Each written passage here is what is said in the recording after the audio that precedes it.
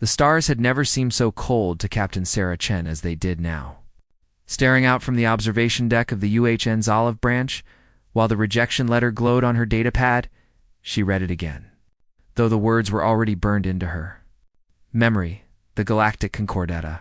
Union of 473 species, spanning 12,000 star systems, had formally denied humanity's application for membership. The reasons were clinical, precise, and utterly damning. Earth was classified as a Class 12 death world, one of the most hostile planetary environments ever cataloged by Concordat.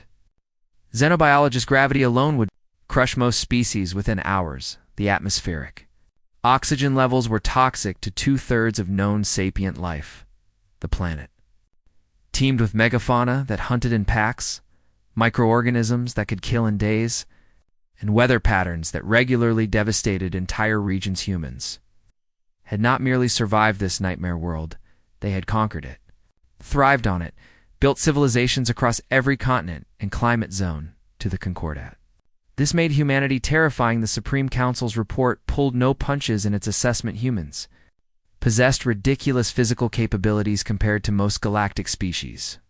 They could run for hours without stopping, heal from injuries that would be fatal to others, consume mild poisons for recreation, and had reflexes honed by millions of years competing with Earth's apex predators. Their history was even more concerning. Humanity's radio broadcasts intercepted and analyzed over decades revealed an unbroken chain of warfare stretching back millennium, pyres rising and falling in blood, weapons of unimaginable destructive power, conflicts that consumed entire generations. The Concordat had known peace for over 5,000 years, maintained through careful diplomacy, ritualized conflict resolution, and a shared understanding that war was barbaric and unnecessary. They looked at humanity and saw monsters in wait, and Sarah turned away from the stars and walked through the ship's corridors. Her crew moved quietly, efficiently, professional, despite the disappointment that hung over them like a shroud. They had spent 3 years preparing for this mission, learning Concordat standard, studying alien customs, building a ship that would represent Earth's best intentions, all for nothing. In the command center, her first officer, Commander Marcus Webb, stood over the navigation console. "Orders, Captain?" he asked. His voice was carefully neutral, but Sarah could hear the anger beneath it. She didn't blame him. Earth had reached out in friendship and been slapped down like a dangerous animal. "Set course for home," she said quietly. "Will transmit our final diplomatic courtesy to the Concordat and then break orbit just like that." Marcus couldn't keep the bitterness from his voice now. "They call us genetically aggressive death world predators and we just leave." Sarah met his eyes. "What would you have us do, Commander? Force our way in? Prove them right?" She pulled up the star charts on the main display. "They're afraid of us, and maybe they have good reason to be, but we won't become the monsters they think we are." The final transmission was brief. Sarah thanked the Concordat for their consideration, expressed hope that future relations might prove more fruitful, and wished them peace and prosperity. She kept her tone professional, diplomatic, giving them no ammunition to claim humanity was as volatile as they feared. As the olive branch turned toward Earth, Sarah allowed herself one moment of anger. The Concordat had thousands of member species, countless worlds, unimaginable resources and knowledge. They could have shared the stars with humanity, benefited from human innovation and perspective. Instead, they had drawn a line in space and told Earth to stay behind it. Back on Earth, the news of rejection hit hard. The United Human Nations Security Council convened an emergency session. Representatives from every nation gathered to discuss what came next. Some called for isolation, for humanity to turn inward and forget the galaxy that wanted nothing to do with them. Mothers advocated for expansion by force, taking what the Concordat refused to share. Admiral James Okafor, commander of Earth's fledgling space fleet, sat through hours of debate before finally standing to speak. "We were rejected today," he said, his deep voice cutting through the arguments, "but we weren't attacked, and we weren't threatened." He brought up images of Concordat space on the chamber's main screen. "They're afraid of us, and that fear makes them cautious but not hostile. We have 3 options: withdraw from space entirely, push forward aggressively and confirm their fears, or continue building our capabilities while staying within our borders. I recommend the third option. The debate raged for days, but eventually, Coffer's position won out. Earth would not abandon the stars, but neither would it force contact with the Concordat instead. Humanity would focus on exploring unclaimed space, building colonies on worlds within their quarantine zone, and developing technologies that might one day prove valuable for trade if the Concordat wanted isolation. Humanity would respect that, for now 3 years passed and Earth. Change the rejection had stung, but it had also unified. Humanity, in ways nothing else had national boundaries. Mattered less when the entire species had been judged and found wanting. By the galaxy at large, resources poured into space. Development shipyards multiplied across Earth's orbit, and on Luna human colonies spread to Mars, Europa, and the moons of Saturn. Survey ships mapped every system within 50 light-years, cataloging resources and potential colony worlds, and the fleet grew. Admiral Okafor oversaw the construction of vessels unlike anything the Concordat had ever built. Human ships were designed by engineers who had studied Earth's military history, who understood that hope for peace required preparation for war. They were heavily armored, bristling with weapons. Built to take damage and keep fighting, the flagship, the UHNS Indomitable, was a monster of a ship. Stretching 3 kilometers from bow to stern, carrying enough firepower to level a Continental K4, stood on its bridge during the shakedown cruise. Watching his crew run combat drills with practiced precision, they were good. These men and women who had volunteered to guard humanity's borders, they trained harder than any military force in Earth's history because they knew the truth that the Concordat couldn't see. Humans weren't naturally violent. They were naturally protective. Everything humanity had built, every weapon they had forged, every war they had fought, it all came down to protecting their own. The Concordat had rejected Earth, called them monsters, and then left them alone. That was acceptable, but if something threatened Earth or its people, the galaxy would learn exactly how dangerous Deathworlders could. Becerra Chen, now promoted to captain of the carrier Defiant, sometimes thought about that day on the olive branch, though. How the rejection still stung, Bench had to admit that. Earth's isolation had brought benefits. Humanity had been forced to develop its own technologies, create its own solutions, build its own future without relying on alien knowledge. They had become stronger, more self-sufficient, more unified. She wondered if the Concordat ever thought about their decision. If they ever questioned whether fear had made them reject a potential ally, probably not. She decided they were safe in their corner of the galaxy. Protected by thousands of years of peace and prosperity, they had no reason to reconsider. Then the long-range sensors picked up something strange. Massive energy signatures at the edge of Concordat space, moving fast within days. Intercepted transmissions painted a terrifying picture. Something was attacking the Concordat, and whatever it was, they were winning. The first Concordat world to fall was Polara, a garden planet home to 6 billion Palaxian people who had never known where the Krethny fleet appeared without warning. Dropping out of faster-than-light travel and formations that confused Concordat sensors, their ships were organic, nightmares, biomechanical horrors that seemed to grow and adapt as they moved within hours. Polaris Orbital Defense platforms were nothing but debris. The bombardment that followed was systematic and merciless. The Krethny didn't target military installations first, because the Palaxians barely had any. Instead, they hit population centers, infrastructure nodes, anything that would cause maximum casualties and chaos. By the time the Concordat relief fleet arrived 2 days later, Polara was a graveyard. The Supreme Council convened an emergency session on the capital world of Concordat. Prime Ambassador Velshera, a moth-like being from the peaceful Velic species, watched the reports with growing horror. Her people had been part of the Concordat for 3,000 years, and in all that time, she had never seen anything like this. The Krethoni were unlike any species the galaxy had encountered. They came from beyond the galactic rim, from dark space where stars were sparse and life was rare. Their technology was bizarre. Ships that healed themselves, weapons that seemed to feed on the energy of their targets, tactics that prioritized total annihilation over any strategic objective. They didn't negotiate. didn't communicate beyond simple demands for surrender. They just killed the Concordat's military mobilized. But it quickly became apparent that they were hopelessly outmatched for 5,000 years.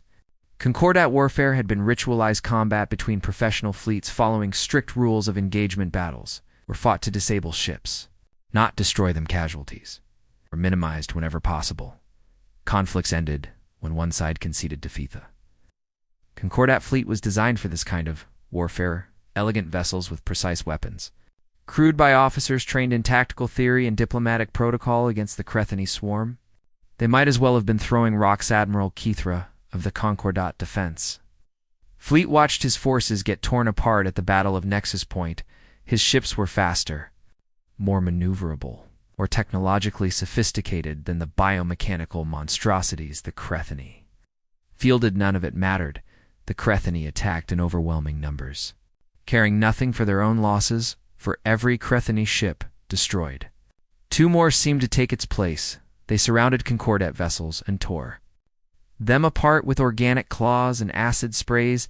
They released swarms of smaller organisms that attached to hulls and burrowed through armor.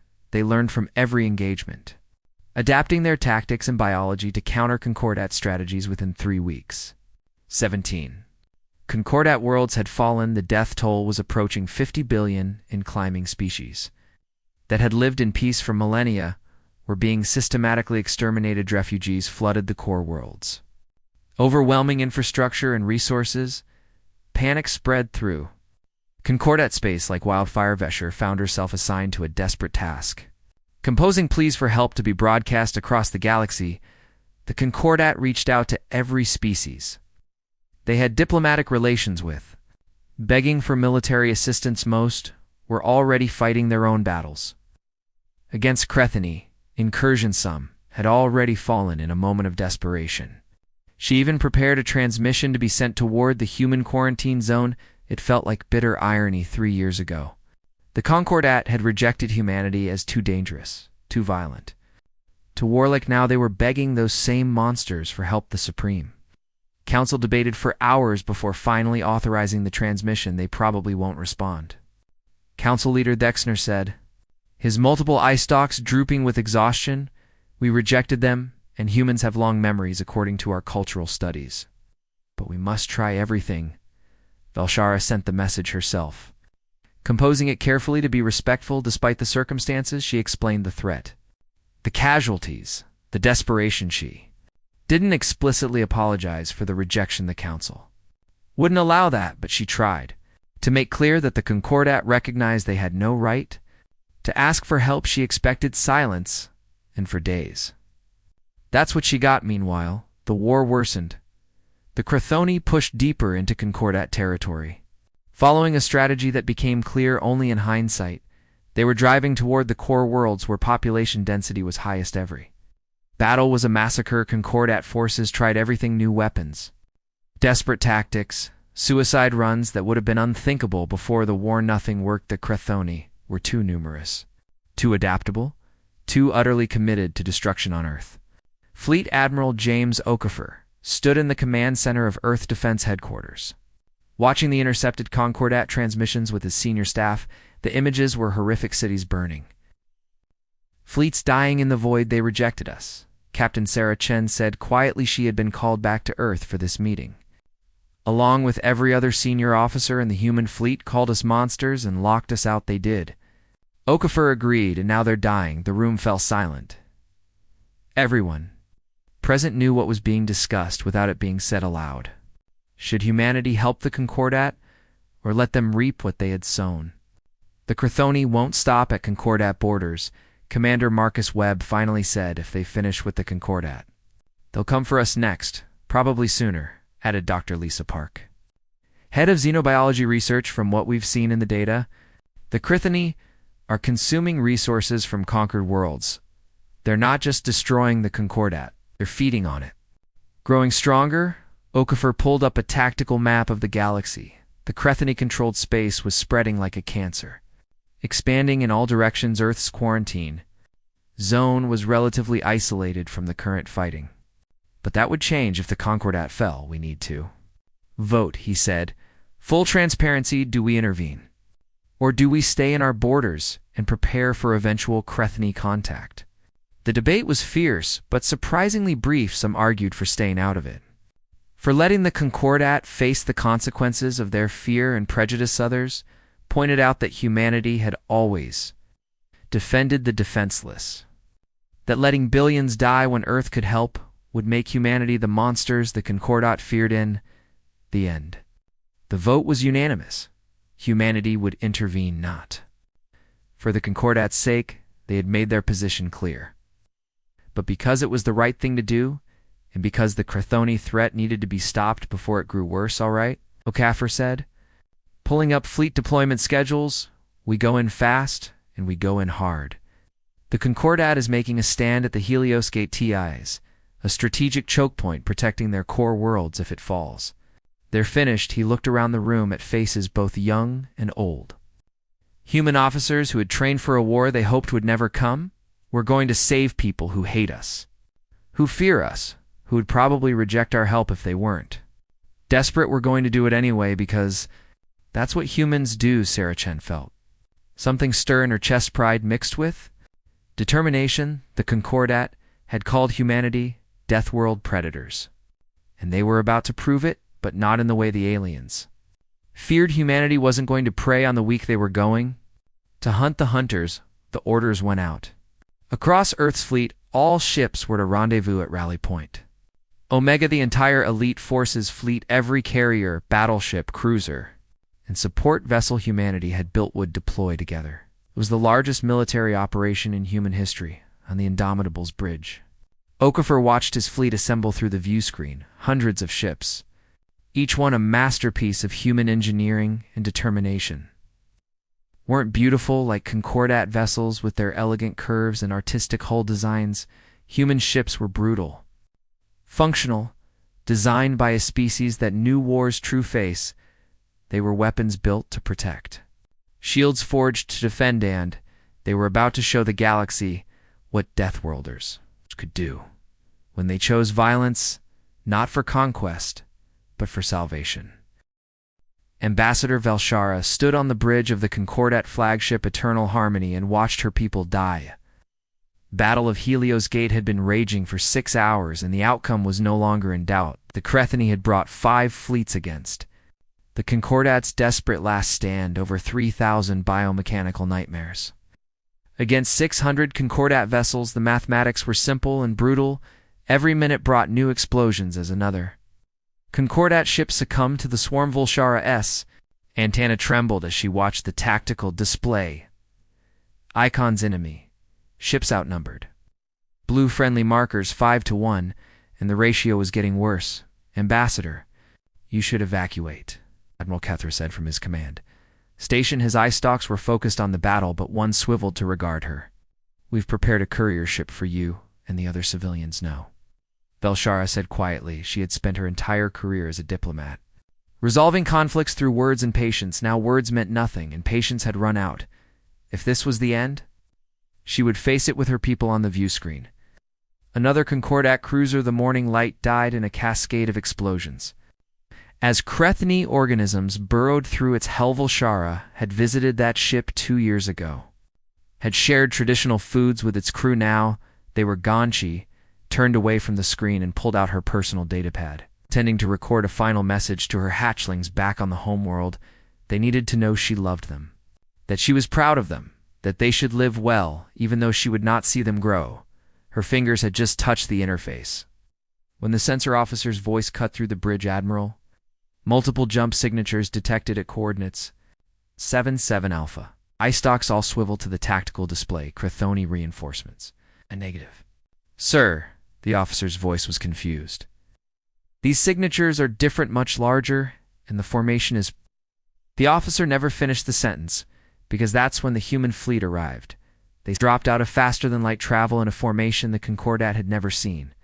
Tight, aggressive, overlapping fields of fire that created kill zones throughout their deployment sphere. The ships themselves were shocking. Where Concordat vessels were elegant curves and artistic design, human ships were angular brutality. They were covered An armor plating thick enough to see from distance weapons bristled from every surface turrets. Missile pods, energy cannons, and they were massive. The flagship at the center of the formation dwarfed even the Eternal Harmony. It was a monster of a vessel. 3 kilometers of armored death that moved with surprising grace for something so large. What are those? Kethra whispered before anyone could answer. Every communication channel in the battle space suddenly filled with a single voice. It spoke in perfect Concordat standard. The accent strange but understandable. Crethoni Fleet. This is Admiral James Okafor of the United Human Nations Elite Forces. Fleet, you are engaging a species under our protection. Stand down immediately or be destroyed. Velshara felt her heart skip a beat. Humans, the Deathworld predators had come. The Crethoni response was predictable. They opened fire on the newcomers. With the same mindless aggression they had shown throughout the war, it was the last mistake their fleet commander would ever make. Human ships moved, and Velshara finally understood what it meant to be apex predators from a death world they didn't. Maneuver like Concordat vessels, with their careful acceleration curves and energy efficient. Flight paths human ships moved like hunting pack animals, fast, coordinated. Vicious, they accelerated at rates that would have killed any Concordat crew from the G4ST. Pivoted and turned with shocking speed despite their massive size, and their weapons were horrifying, and their efficient railguns fired projectiles at relativistic speeds, turning Crethoni bioships into expanding clouds of organic matter nuclear-tipped. Missiles detonated in carefully calculated patterns that caught multiple enemy vessels in overlapping kill zones, directed energy weapons, some kind of focused particle, beam carved through Crethoni armor like it was tissue paper. The human flagship Velshara saw it was named. Indomitable, through the data link plowed directly into the Crethoni formation like an ancient battering ram. Its forward guns never stopped. Firing point defense systems tracked and destroyed incoming Crethoni organisms with computer precision, and when Crethoni ships got too close, trying to swarm it like they had done to so many Concordat vessels, the Indomitable revealed another surprise. Hatches opened along its hull, and small craft launched by the Desenso Not craft. Velshara realized people, human soldiers, empowered. Armor suits were being deployed into space itself. They carried weapons that seemed excessive even by Deathworld standards, and they attacked Crethoni ships directly. Landing on hulls and tearing through armor to reach vulnerable internal systems. They're insane. Breathed the tactical officer. They're magnificent, Kethra corrected. His eye stalks locked on the display. The battle shifted in minutes. The Crethoni had overwhelmed Concordat forces through numbers and aggression. But the humans matched their aggression and exceeded their violence more than that. The humans fought with a coordination and tactical awareness that suggested they had been practicing warfare at this scale for a very long time. They covered each other's blind spots, concentrated fire on priority targets, adapted to Crethoni tactics. In real time, a group of Crethoni ships tried to break away from the main battle to attack the crippled Concordat vessels. A human carrier, the Defiant, according to the transponder, moved to intercept its. Launch bays opened, and fighters poured out. Small, agile craft that swarmed the Crethoni like angry insects, but these insects had teeth. Human fighters hit the Crethoni formation with missiles and energy weapons. Darting between the larger bioships with reckless precisions, several were destroyed, but the rest kept attacking. Never faltering, never retreating. Velsha watched in awe as Captain Sarah Chen's voice came over the comm, coordinating her fighter wings with calm professionalism, even as explosions bloomed around them. In the Indomitable, Admiral Okafor commanded his fleet with the same calm. He never raised his voice, never showed panic. He simply gave orders, and his people executed them with terrifying efficiency. Battle Group 7. Concentrate fire on that cluster at heading 270 Defiant. Your fighters are getting strung out. Pull them back and regroup Marines. I need that Crethoni command ship neutralized now. The Marines in question, the ones who had launched into space itself, were already on it. Velshara-S sensors showed them cutting through the Crethoni command vessel's hull, fighting their way toward what human intelligence had identified as the ship's control center. The readings made no sense. How were they surviving in hard vacuum? How were they moving so fast? How were they even fighting in zero gravity? Then she remembered, these were Deathworlder She had evolved on a planet that tried to kill them every day fighting. And space was probably routine by comparison, the Crethoni. Command ship went dark as the human marines reached its center and presumably killed everyone aboard without coordination. The Crethoni fleet began to falter. Human ships pressed their advantage ruthlessly. Didn't try to disable or capture enemy vessels, they destroyed them utterly, leaving nothing but debris. 6 hours after the humans arrived, the Battle of Helios. Gate was over. The Crethoni fleet had been annihilated, not scattered. Not driven off destroyed, to the last ship the Concordat fleet had taken minimal additional casualties. Thanks to human intervention, Vela stood on the bridge of the Eternal Harmony in shocked silence around her. The crew was equally stunned. They had spent 3 years fearing humanity. Convinced that Deathworlders would be violent, aggressive, dangerous to civilized species, they had been absolutely right. Humans were violent, aggressive, and incredibly dangerous. But they had directed all that violence toward the Crethoni. All that. Aggression toward protecting species they had never met. All that danger toward defending people who had rejected Thema communication request, came through from the indomitable Admiral Kethra, accepted it with trembling ice-tox Admiral. Okafor's face appeared on the view screen, dark-skinned, strong-featured. With eyes that had seen too much death, this is Admiral Okafor to Concordat. Flagship Eternal Harmony, the immediate threat, has been neutralized, but our sensors show more. Crethoni forces and surrounding systems, I'm requesting permission to coordinate. With your fleet to plan our next moves, Kethra looked at Velshara, who realized the Admiral was asking her for diplomatic guidance. He was the ambassador after Velshara stepped forward. Very aware that she was about to address the representative of a species her government had called monsters, Admiral Okafor. I am Ambassador Velshara of the Concordat, on behalf of my people. As she paused, her translator struggling to find words adequate for what she felt. Thank you. We had no right to expect your help after how we treated humanity. Okafor's expression softened slightly. Ambassador. My people didn't come here for thanks or recognition. We came because it was necessary and because it was right now. With your permission, we'd like to help you win this war. The Supreme Council Chamber on Concordat. Prime had never felt so small to its members. They sat in their traditional circular arrangement, representatives from hundreds of species. All watching the holographic display at the center. Admiral James Okafor's image stood there, life-sized and patient. Waiting for them to make a decision that should have been obvious.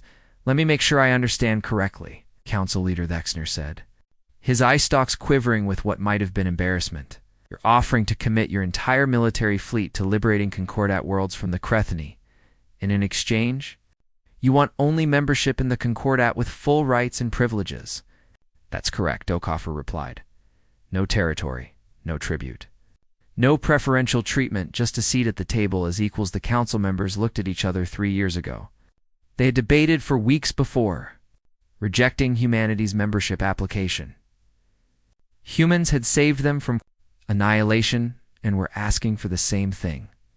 Move that we accept immediately, said Representative Keltha of the Palaxian people. Her home world of Palara was one of the first to fall, and her grief was still.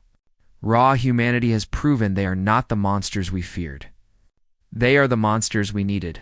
The vote was unanimous, and for the first time in Concordat history, the council approved a membership application in under an Okafor. Nodded when he received the news.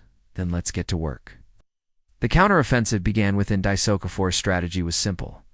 Identify every occupied Concordat world, liberate them in order of strategic importance, and push the Crethoni back to their entry point at the Galactic Rim. Then, if possible, follow them home and end the threat permanently. What followed was a campaign that would be studied by military historians for centuries. Human forces didn't just fight, they hunted. Every Crethoni fleet element was tracked, surrounded, and destroyed. Every occupied world was retaken with a combination of overwhelming force and surgical precision. The Concordat watched in amazement as human military doctrine revealed itself. Humans fought wars the way Deathworld predators hunted, with patience, planning, and explosive violence. When the moment came, Captain Sarah Chen commanded the carrier.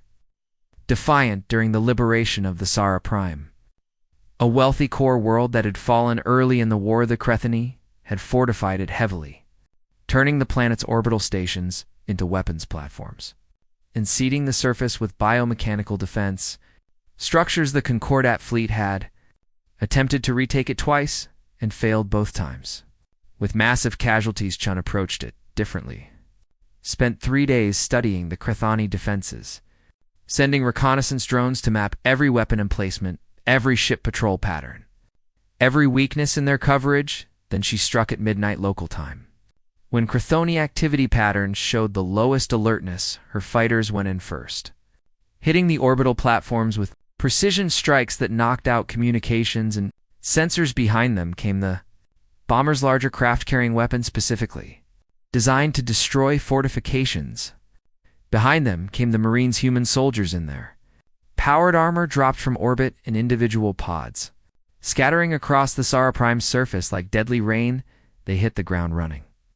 Literally, the armor compensated for the planet's lower gravity and allowed them to move at speeds that shocked the Concordat observers. Marine squad had a specific objective, and they moved toward their targets with mechanical efficiency. Velshar watched the operation from the Eternal Harmony, now serving as a liaison between Concordat and human forces. She had requested the assignment specifically because she wanted to understand these Deathworlders who had saved her people. What she saw at the Sara Prime, both terrified and amazed, her human Marines cleared Crethoni defensive positions in hours. That should have taken days when they encountered resistance too strong to overcome directly.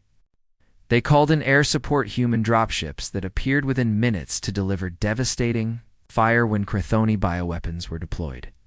Human scientists produced counteragents so quickly that Velshara suspected they had prepared for biological warfare before ever encountering the Crethani.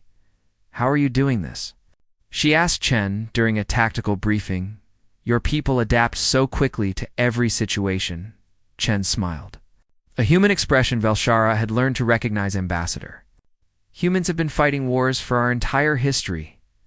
We've faced every kind of terrain, every kind of enemy, every kind of challenge. Adaptability isn't just a skill for us, it's survival."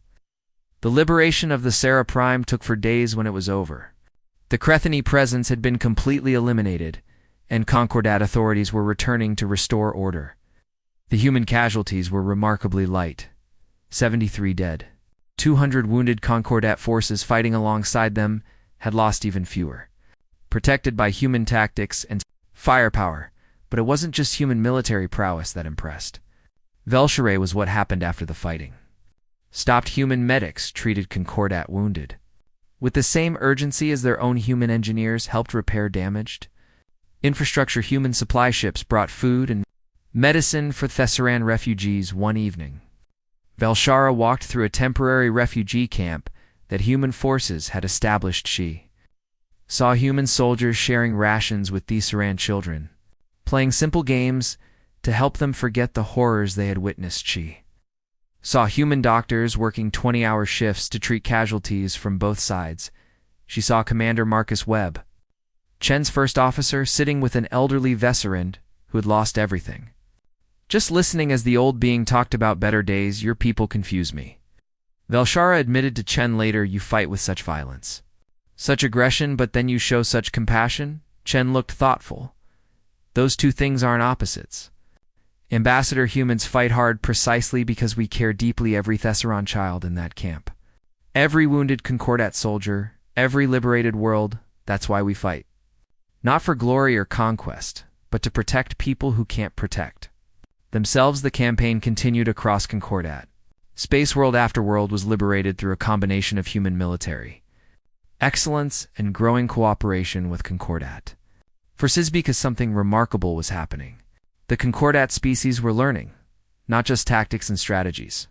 Though those two, they were learning a human philosophy of warfare that emphasized never leaving anyone behind, refusing to accept defeat, and maintaining fierce loyalty to your comrades. Concordat officers who had trained for ritualized combat started thinking in terms of total victory. Concordat soldiers who had never expected to fight, began training with intensity that matched.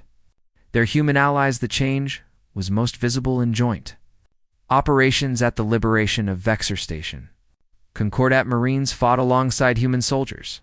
For the first time, Admiral Kethra watched, nervously as his people who had never engaged in close-quarters combat before followed human troops into a Chthonian-infested station. What he saw shocked him. The humans didn't just fight, they protected when a Concordat soldier's weapon jammed. A human marine stepped in front of them and held the line when Concordat troops hesitated before a heavily defended corridor. Human soldiers showed them how to use cover and suppressive fire when a wounded Concordat marine fell.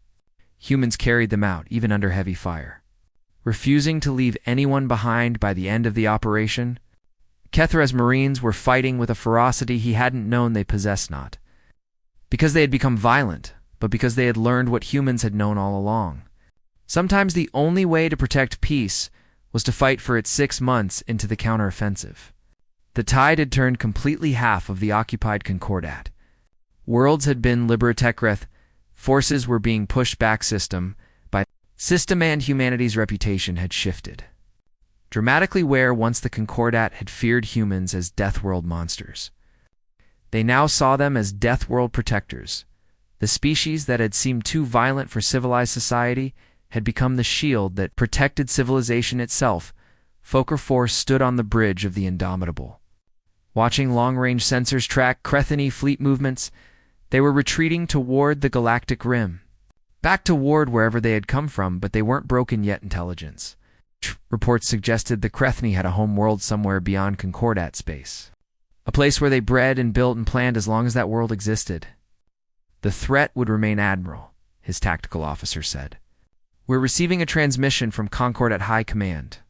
They're asking if we're willing to pursue the Chthoni beyond their borders. Coffer smiled grimly. Tell them yes, we're going to finish this. The final phase of the war was about to begin, and with it, humanity would prove once and for all that being from a death world didn't make you a monster. It made you the best possible defender of those who had never known what it meant to fight for survival. The Crethony homeworld of Creth hung in space like a diseased organ. Pulsing with sickly bioluminescence, Admiral James Okafor studied it through the Indomitable's view screen and felt a cold determination settle over him. That was where the nightmare had started, and this was where it would end. Combined human Concordat fleet had pursued the retreating Crethony forces for 2 months, following them through uncharted space beyond the Galactic Rim. They had fought running battles through dead systems and empty void.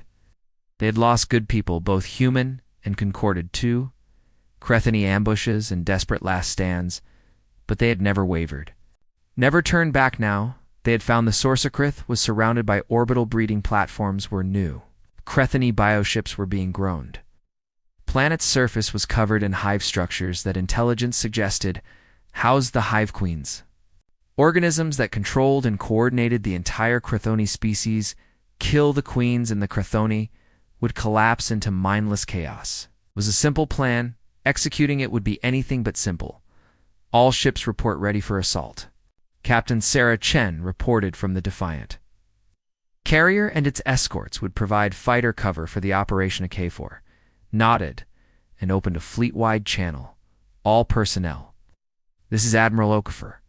What we're about to do will determine the future of countless worlds. The Crethony came into our galaxy and tried to exterminate entire civilizations. We're going to make sure they can never do that again, but remember, we're not here for revenge. We're here for security. We end the threat, but we take no pleasure in it. That's what separates us from them. He paused, looking at the faces of his bridge, crew young and old. Veterans and newcomers, all committed to the mission. Let's finish. The assault began with a massive bombardment of the orbital platforms human, and Concordat ships unleashed everything they had, destroying the breeding facilities before they could produce more Chthoni vessels. Explosions bloomed in orbital space. Bright and brief while the main fleet engaged the Chthoni defenders. A special operations force prepared for the real mission. Commander Marcus Webb led a combined team of human marines and Concordat Special Forces, the first truly integrated unit of its kind.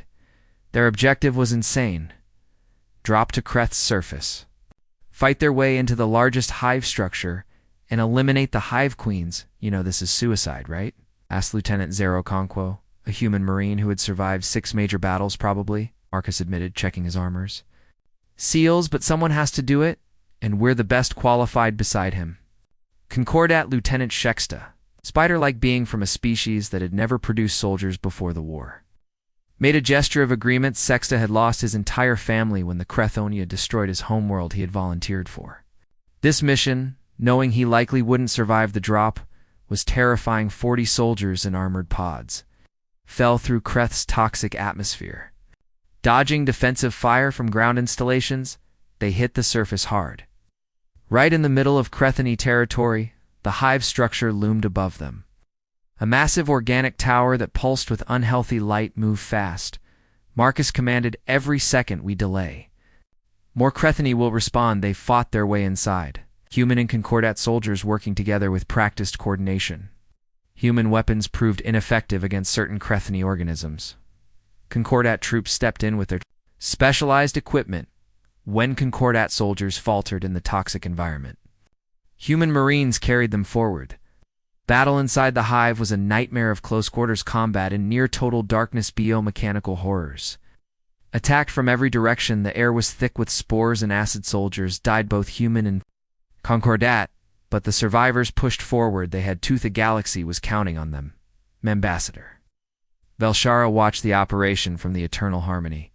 Her heart's racing with fear. She had argued against the ground assault, called it too risky, suggested orbital bombardment instead. Of Kofor had been firm. We need to be sure the queens are dead, and that means eyes on target. My people will get it done now. She watched those people, human and Concordat, both dying in real time as their suit cameras transmitted their final moments. She wanted to look away, but forced herself to keep watching. They were dying for her people, for the Concordat, for a civilization that had rejected them. The least she could do was witness their sacrifice.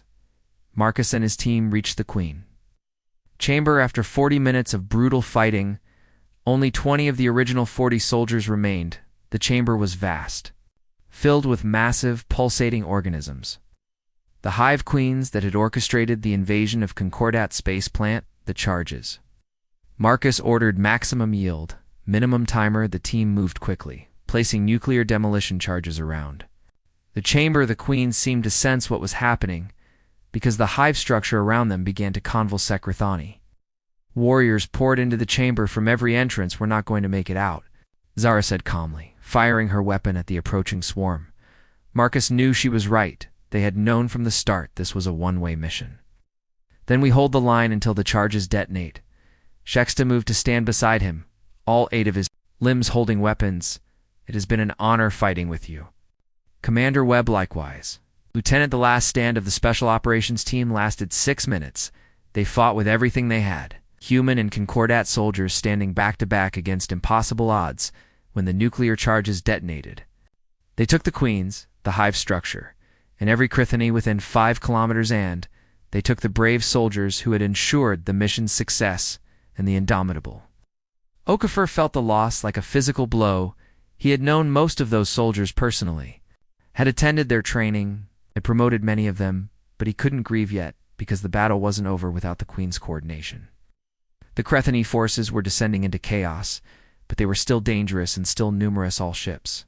He commanded, pursue and destroy. We end this today.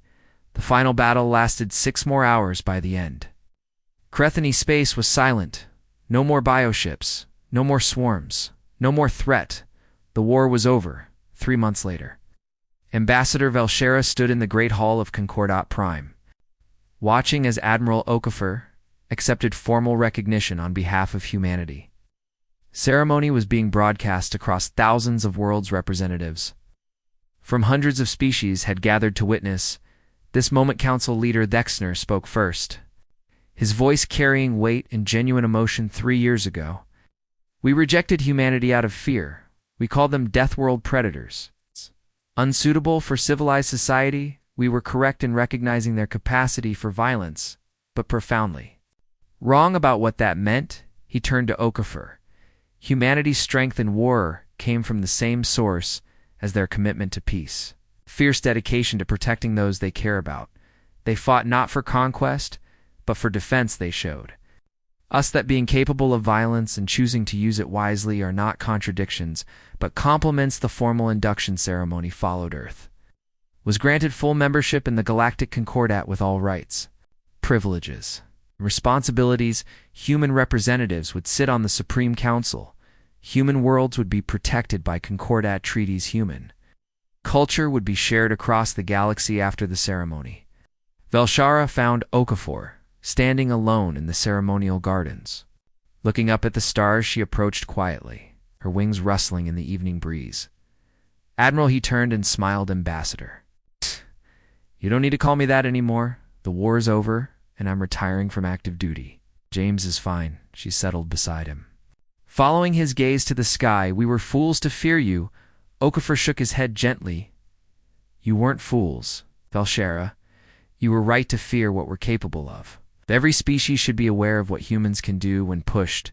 The difference is, you've learned that capability doesn't define intent. He gestured at the garden where human and alien children were playing together, supervised by parents from a dozen different species. We're not just Deathworld predators. We're also poets and teachers, builders and dreamers. Scientists and artists. You saw one side of humanity during the war, but now you'll see all the others. Velshara thought about the human Marines who had died on Kreth, about Marcus Webb and Shexta standing together in those final moments. She thought about Sarah Chen coordinating her fighters while maintaining calm professionalism. She thought about the medics, the engineers, diplomats who had worked tirelessly to not just win the war, but to help rebuild what had been destroyed. Your people are remarkable. James, the galaxy is better for your presence, he smiled. Just wait until you taste our food. Experience our music. Read our literature. The fighting was just the introduction. Now comes the good part above them. Human ships patrolled alongside Concordat vessels, their distinct silhouettes brutal and angular, symbols of protection rather than threat. In the months and years that followed, humanity integrated into Concordat society in ways no one had predicted. Human innovations in medicine saved countless lives. Human artistic traditions inspired new forms of expression. Human philosophical concepts enriched galactic discourse. And when new threats emerged, as they inevitably did, human ships were always first to respond.